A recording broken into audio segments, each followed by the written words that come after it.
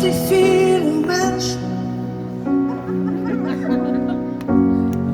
aber viel zu oft allein.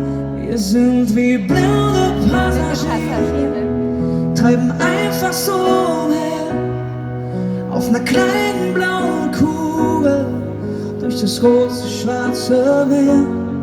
Wir sind wie blinde Passagiere, wir wissen nicht, wohin es geht.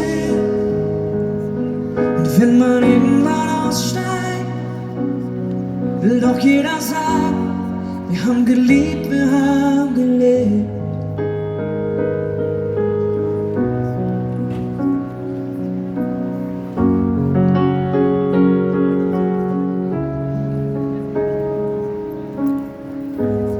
Es lag noch nie in unseren Hirn. Wir werden irgendwo geboren. Manchmal ein Lächeln in den Taschen, manchmal in Silber ohne Sorgen. Mal haben wir weniger als nichts, doch machen mehr als alles das. Mal kriegen wir nur Platz am Fenster, aber gucken gar nicht raus. Wir sind wie blinde Passagiere, treiben einfach so her auf einer kleinen blauen Kugel durch das große schwarze Meer. Wir sind wie blinde Passagiere, wir wissen nicht, wohin es geht.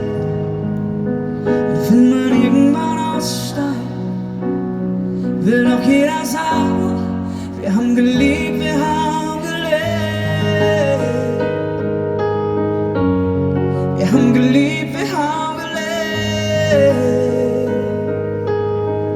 Wir sind wie blinde Passagiere, wissen nicht, wohin es geht. Und wenn man irgendwann aussteigt, will doch jeder sagen, wir haben geliebt, wir haben gelebt.